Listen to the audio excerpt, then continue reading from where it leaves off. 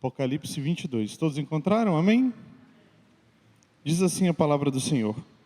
Então me mostrou o rio da água da vida, brilhante como um cristal, que sai do trono de Deus e do Cordeiro. No meio da sua praça, de uma e outra margem do rio, está a árvore da vida, que produz 12 frutos, dando o seu fruto de mês em mês, e as folhas da árvore são para a cura dos povos. Nunca mais haverá qualquer maldição. Nela estará o trono de Deus e do Cordeiro. Os seus servos o servirão, contemplarão a sua face, e na sua fronte está o nome dele.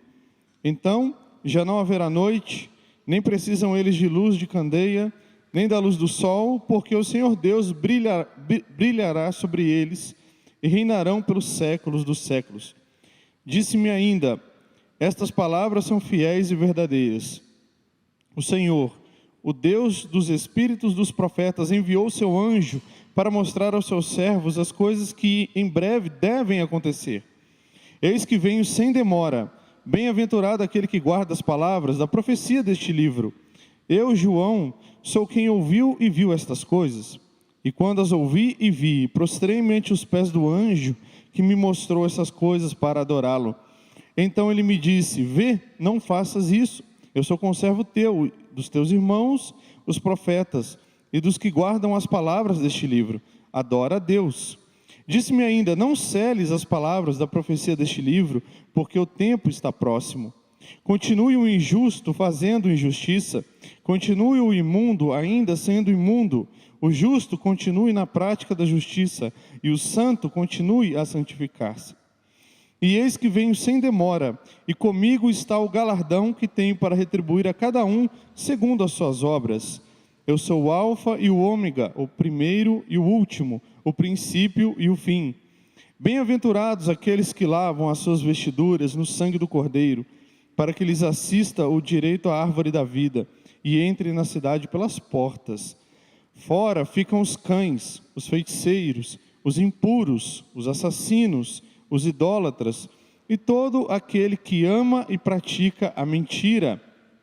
Eu, Jesus, enviei o meu anjo para vos testificar estas coisas às igrejas. Eu sou a raiz e a geração de Davi, a brilhante estrela da manhã. O Espírito e a noiva dizem: vem. Aquele que ouve, diga: vem. Aquele que tem sede, venha. E quem quiser, receba de graça a água da vida. Eu, a todo aquele que ouve as palavras da profecia deste livro, testifico: se alguém lhes fizer qualquer acréscimo, Deus lhe acrescentará os flagelos escritos neste livro. E se alguém tirar qualquer coisa das palavras do livro desta profecia, Deus tirará a sua parte da árvore da vida, da cidade santa e das coisas que se acham escritas neste livro. Aquele que dá testemunho destas coisas diz: certamente venho sem demora. Amém. Vem, Senhor Jesus. A graça do Senhor Jesus seja com todos. Amém. Vamos orar mais uma vez?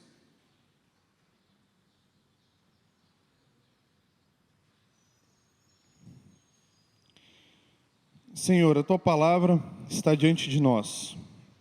Nós não somos dignos, ó Deus, sequer nos aproximarmos dessa palavra santa, infalível e inerrante. Mas, meu Deus, se nós estamos aqui, é porque nós precisamos ouvir a Sua voz. Apenas a leitura desse texto já fala profundamente aos nossos corações.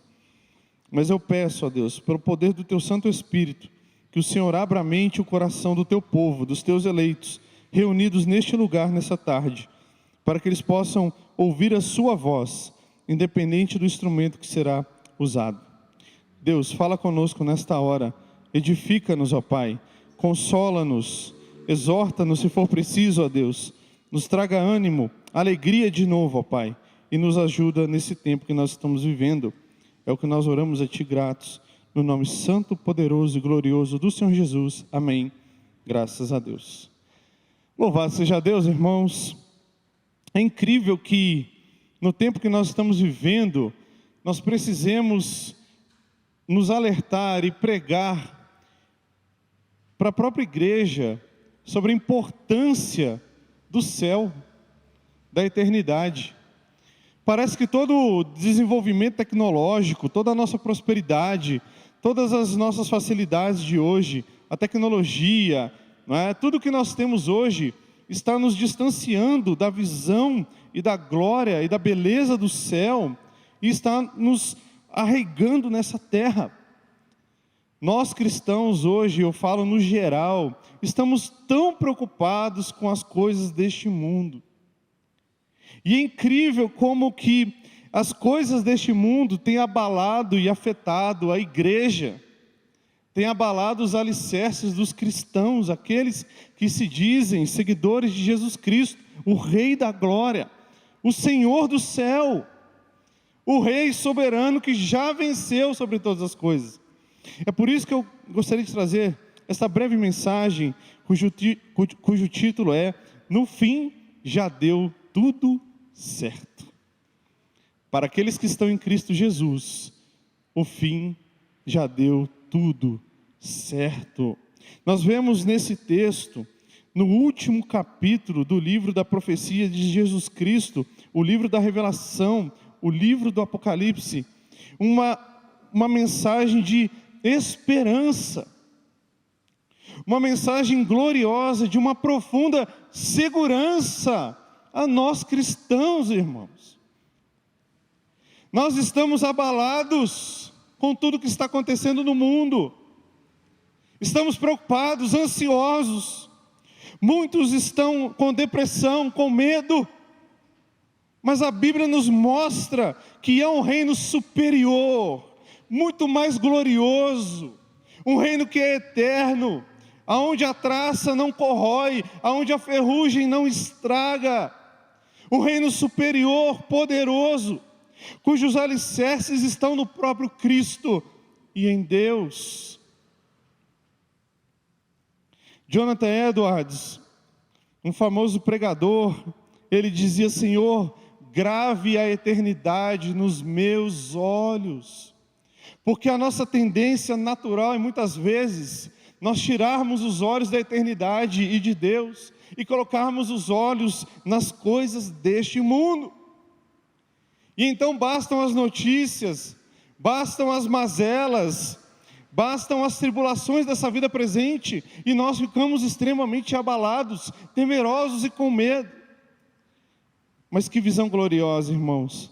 É a visão do reino inabalável do nosso Deus e do seu Cristo. Uma cidade onde não há mais dor, não há mais pranto, não há mais choro, não há doenças, não há pandemias, não há crises.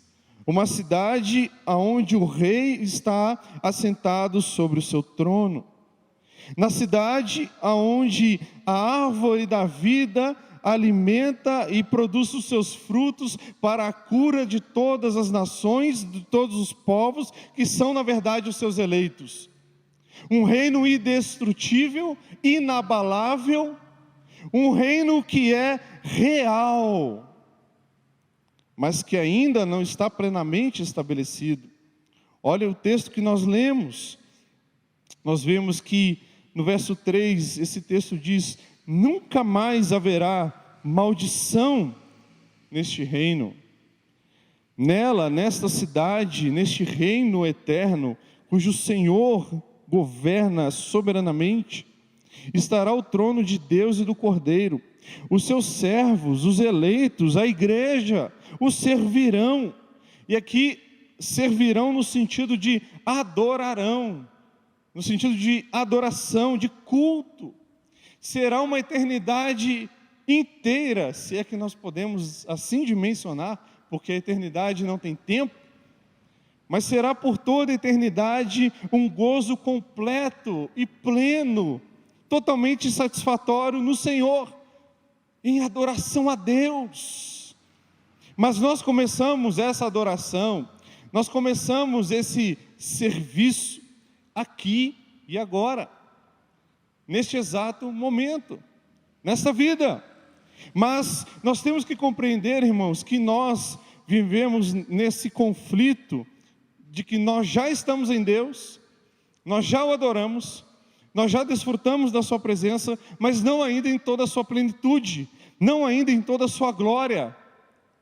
Nós não podemos pensar que este reino, nessa plenitude, nessa beleza, cujo rio que brilha como um cristal, que sai desse trono de Deus, este reino será implantado aqui e agora, neste momento. Se nós vivemos nessa expectativa, nós seremos cristãos, frustrados, porque nós queremos uma vida melhor aqui e agora, nós queremos uma plenitude de vida aqui e agora, mas a palavra de Deus deixa claro que essa não é a vida plena que Deus tem para os seus escolhidos. Há uma vida muito melhor, muito mais gloriosa, muito mais grandiosa, uma vida onde não há pranto, não há dor, não há lágrima, não há nada, e onde nós desfrutamos plenamente da presença desse Deus, e é no seu reino, neste reino estabelecido. Olha o que diz o verso 4, contemplarão a sua face, na sua fronte está o nome dele, ou seja, pertencimento, posse, nós somos de Deus, se nós estamos em Cristo Jesus, nós pertencemos a Deus, nós somos sua propriedade, o seu nome está gravado em nós. Então já não haverá noite, nem precisam eles de luz de candeia, nem da luz do sol, porque o Senhor Deus brilhará sobre eles. A luz do céu, a luz deste reino eterno, é o próprio Senhor. É Deus, o Deus Trino, o Pai, o Filho e o Espírito Santo brilham sobre a sua igreja, de modo que não precisaremos mais do sol e nem de luz, porque não haverá escuridão, nunca mais, nunca mais. E reinarão pelos séculos dos séculos. Disse-me ainda, estas palavras são fiéis e verdadeiras. O Senhor, o Deus dos espíritos dos profetas, enviou seu anjo para mostrar aos seus servos as coisas que em breve devem acontecer. Mas breve, mas já está durando tanto tempo. 2000 anos já se passaram. Mas para Deus, irmãos, 1000 anos é como o dia que se passou. O que é 1000 anos para Deus? É um estalo de dedo. É um sopro. Na história redentiva, 2000 anos pode ser muito tempo, e para nós também, mas para Deus é um sopro. Por quê? Porque Ele está comparando esse tempo com a eternidade.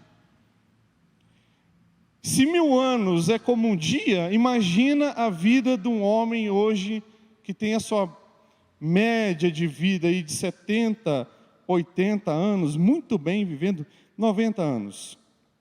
O que é isso? Diante de toda a eternidade. Não é nada.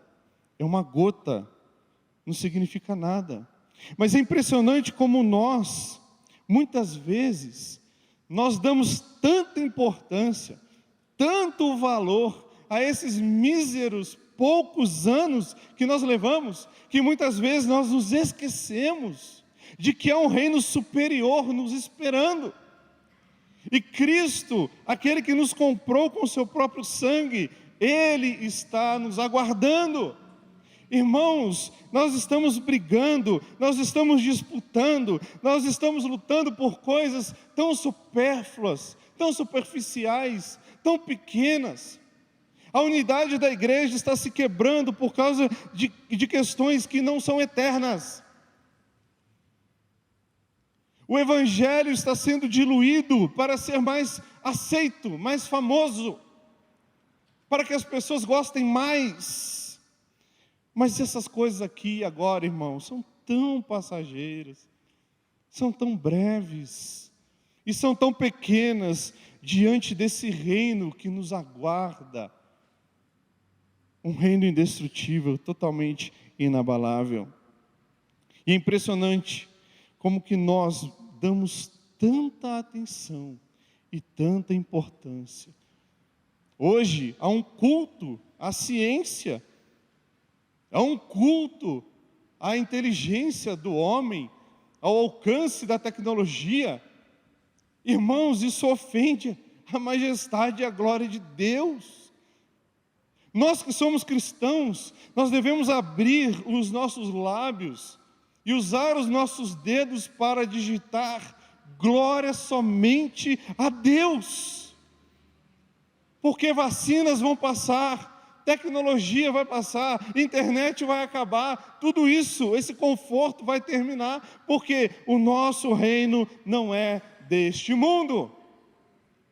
E nós estamos brigando e lutando e nos afadigando e nos entristecendo por coisas que são passageiras, temporais, que são destrutíveis, mas nós não pertencemos a este reino, ao reino deste mundo. Ainda que a Covid nos leve, irmãos, nós não somos daqui, nós somos de outro lugar, nós somos peregrinos, nós somos forasteiros. Nós não somos aqui, queridos. Então, por que nós estamos brigando? Ou por que nós estamos tão preocupados com essas coisas daqui, do agora? Por que nós estamos tão preocupados com dinheiro? Por que nós estamos tão preocupados em acumular bens? Por que nós estamos tão preocupados com sucesso? Porque nós estamos tão preocupados com tantas coisas inúteis e fúteis, que não servem para nada, se nós já somos cidadãos deste reino tão glorioso. O texto continua, e ele diz, olha, no verso 10, não celes as palavras da profecia deste livro, porque o tempo está próximo. E é interessante o contraste com Daniel. Quando Daniel tem a sua visão escatológica, ou seja, a sua visão das últimas coisas, a visão que ele tem e as palavras que ele ouve é: cele as palavras dessa profecia, porque ainda vai demorar um pouco, Daniel. Então cele, feche, guarde.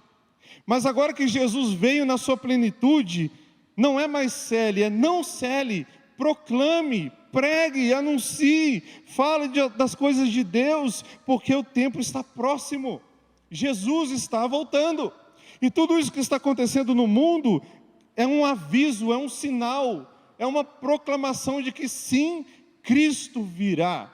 Ninguém sabe o dia, ninguém sabe a hora, ninguém sabe o momento, mas diante de tudo o que está acontecendo, são sinais bastante nítidos e claros, de que Jesus é o cavaleiro do cavalo branco, e Ele está vindo, vencendo para vencer. Ele veio como o Cordeiro de Deus que tira o pecado do mundo, mas Ele volta como o leão da tribo de Judá, o justo juiz. Não se enganem, Ele não está demorando, Ele não está demorando. Ele virá no tempo certo, mas Ele vem, e em breve Ele tornará. É por isso que nós não podemos, de hipótese alguma, nos esquecermos disso. Nós não podemos nos esquecer que nós somos cidadãos do reino de Deus e do seu Filho Jesus Cristo. Olha o verso 12: eis que venho sem demora, comigo está o galardão que tem para retribuir a cada um segundo as suas obras. Ou seja, Ele vem como o juiz, o justo juiz. Eu sou o alfa e o ômega, o primeiro e o último, o princípio e o fim. Jesus Cristo é a razão de todas as coisas. Conforme Paulo escreve aos Colossenses, todas as coisas foram feitas por Ele, nada do que se fez foi feito sem Ele. João também diz isso. Ele é o propósito, Ele é o princípio, Ele é a satisfação de todas as coisas que foram criadas. Jesus, irmãos. Jesus não quer que simplesmente nós tenhamos uma vida melhor, uma vida confortável, uma vida sem lutas, uma vida sem dificuldades, uma vida de prazeres. Pelo contrário, Cristo, Ele deve ser a nossa satisfação. E essa satisfação, que será plena neste reino, deve começar aqui e agora. E então que vem a pergunta: Cristo é suficiente para nós hoje?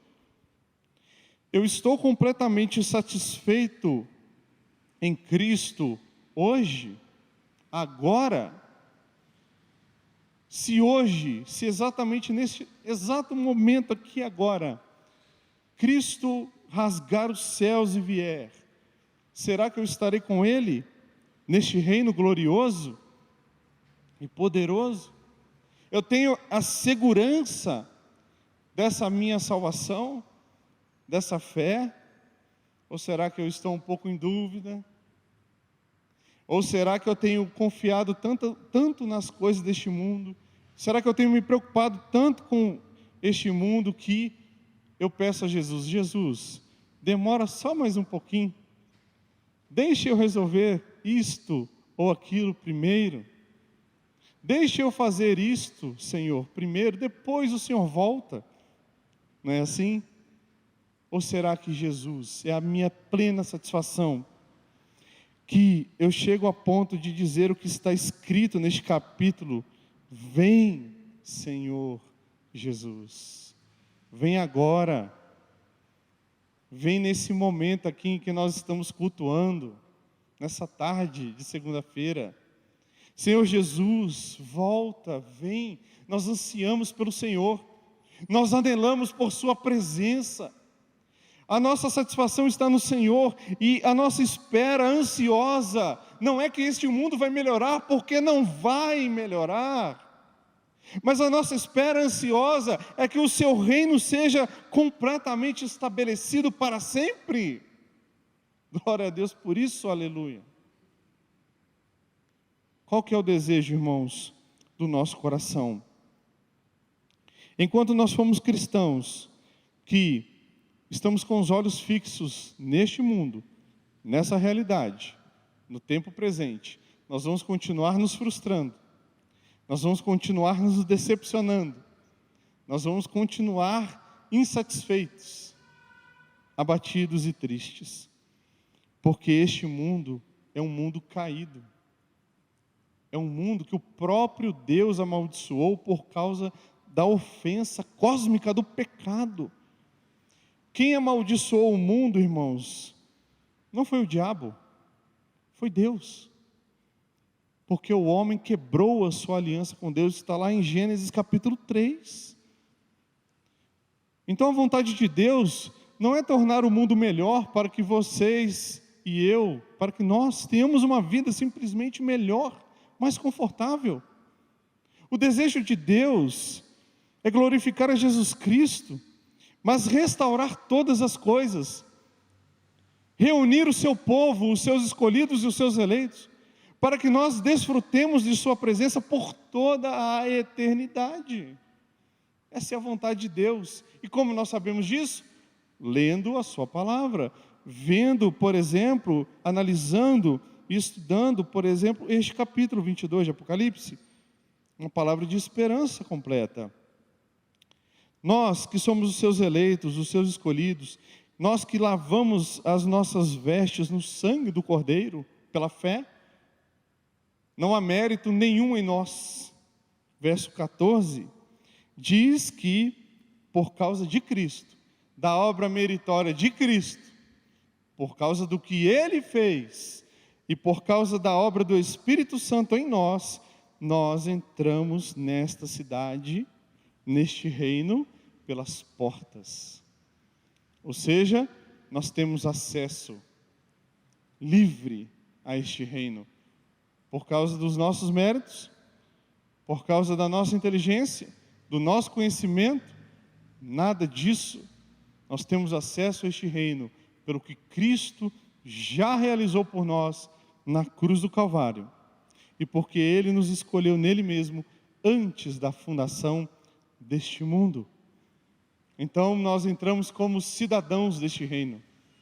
Eu pertenço a este lugar, eu entro pelas portas, eu não preciso passar pelos muros, eu não preciso entrar por debaixo da terra, eu não preciso entrar escondido, nada disso. As portas do reino estão abertas para nós, os seus escolhidos, para que nós tenhamos acesso a este trono para todo o sempre. Mas ele diz também que os cães, os feiticeiros, os impuros, os assassinos, os idólatras e todo aquele que ama e pratica a mentira, todos estes não entrarão neste reino. Os incrédulos, os que rejeitam a palavra de Deus, os que desobedecem essa palavra, aqueles que praticam a maldade, que rejeitam o Evangelho, que perseguem o Evangelho. Vocês acham, irmãos, mesmo que tudo isso que está acontecendo no mundo hoje ficará impune? Vocês acham mesmo que Deus não está vendo tudo isso que está acontecendo no mundo inteiro? Não é? Porque parece que hoje Deus soltou um pouco do freio de Satanás, né? E ele parece que está trabalhando mais no mundo todo hoje, né? Vocês acham mesmo que Deus vai deixar isso impune? Que Deus simplesmente vai virar as costas e não vai julgar e não vai punir? Pelo contrário. O próprio Senhor Jesus disse: bem-aventurados os que têm fome e sede de justiça. Por quê? Serão fartos. A justiça do homem, ela falha.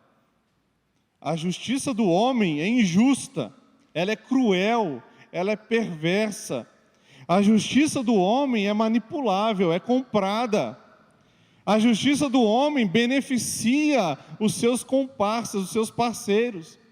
Mas a justiça de Deus não. Deus, Ele justifica a si mesmo. E Ele julga segundo a sua própria justiça e segundo a sua própria retidão. Então, haverá um dia em que a maldade cessará por completo, o pecado cessará por completo, e então este reino virá. É por isso que nesse reino não haverá mais espaço para maldades, injustiças, perversidades, corrupção.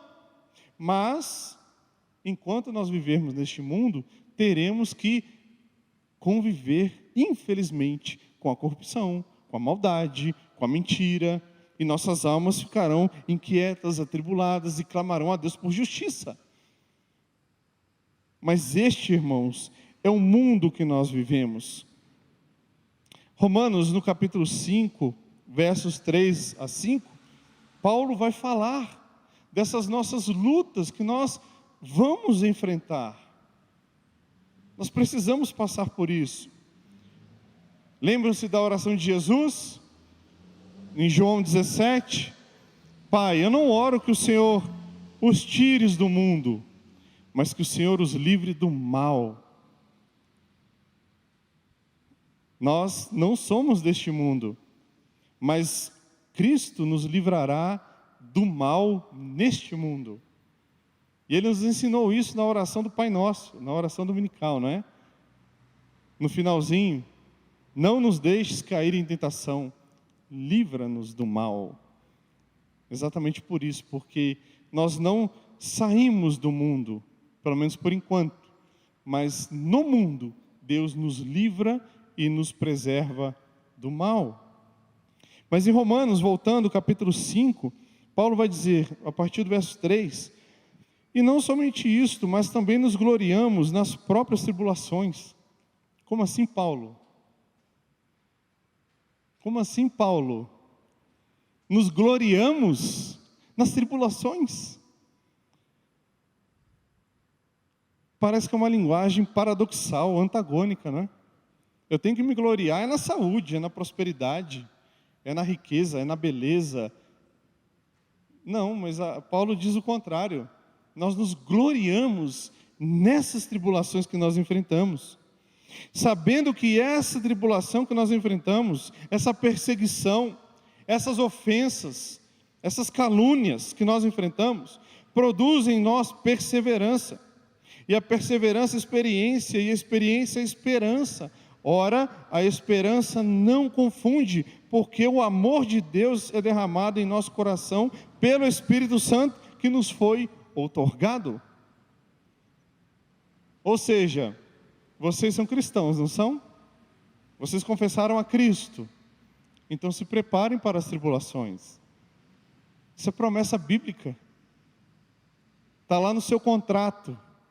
Quando você fez a sua profissão de fé, que você professou sua fé em Cristo Jesus, que você confessou o Deus Trino como seu Deus, o Pai, o Filho e o Espírito Santo, neste mundo, você talvez não tenha lido uma cláusula desse contrato, mas há uma cláusula ali: seja bem-vindo às tribulações, às perseguições, às afrontas, à mentira contra você. João 15, verso 18, Jesus diz: se o mundo vos odeia, sabei que primeiro do que a vós outros me odiou a mim. Olha só.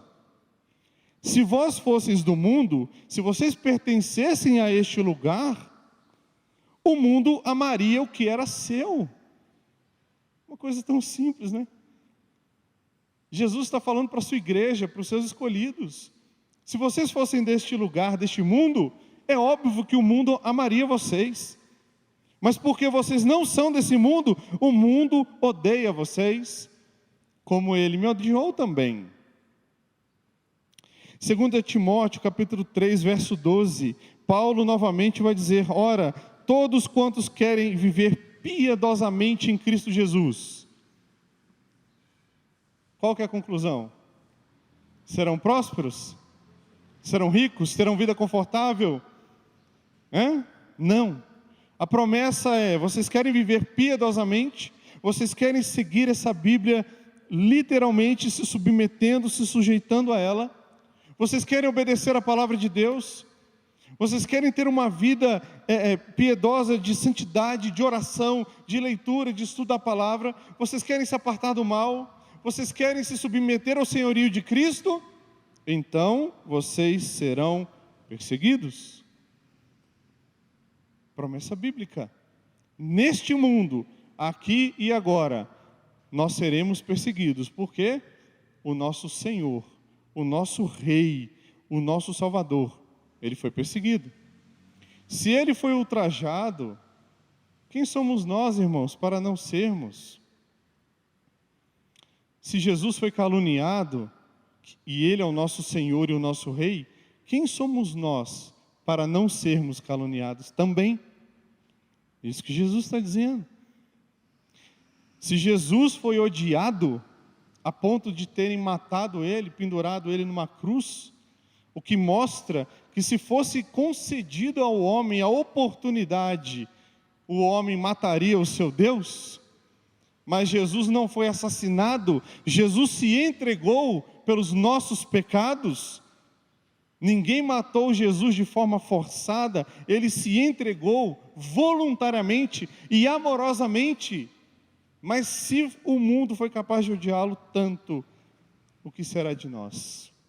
Por isso eu quero concluir trazendo essas reflexões para nós, que nós temos um reino eterno para habitarmos, e a nossa morada para esse reino, nós podemos desfrutar aqui e agora, nós podemos desfrutar da presença de Deus, nós podemos desfrutar da glória desse Deus, da sua presença, da sua palavra. Irmãos, essa palavra aberta aqui hoje diante de nós, não se enganem, talvez pela nossa comodidade, pela rotina, nós estamos acostumados a isso tem que ser assim mesmo. Não, isso aqui aberto diante de nós hoje é um milagre extraordinário. Deus ainda tem misericórdia de nós, a ponto de fazer com que a sua palavra revelada na eternidade, santa, infalível, seja aberta diante de nós, seja lida, seja explicada, seja aplicada.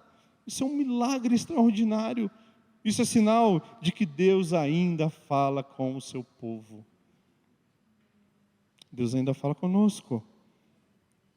E nós podemos ter certeza de que se nós pertencemos ou não a este reino, não pela nossa própria obra, não pelos nossos méritos, mas pelos méritos de Jesus Cristo. Você crê em Jesus Cristo?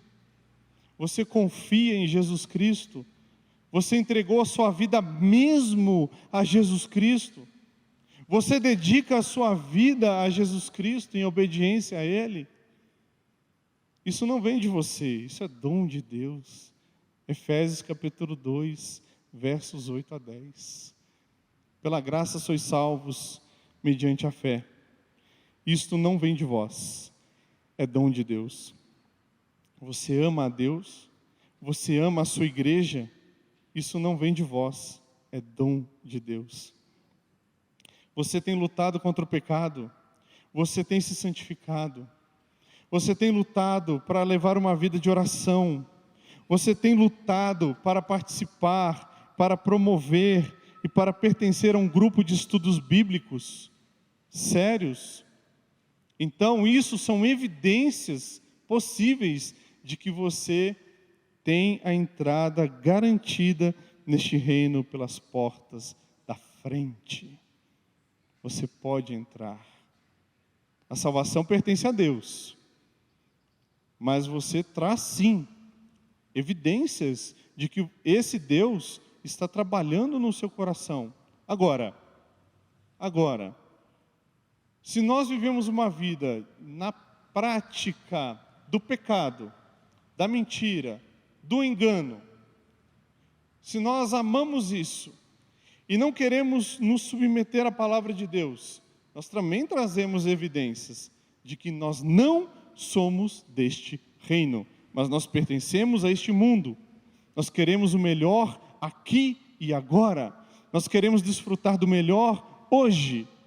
Nós queremos o melhor mundo, o mundo mais confortável, a melhor tecnologia. Nós queremos desfrutar de tudo aqui e agora. Ou seja, nós somos deste mundo. E agora eu volto à fala de Jonathan Edwards. Senhor, grave a eternidade, Senhor, nos meus olhos.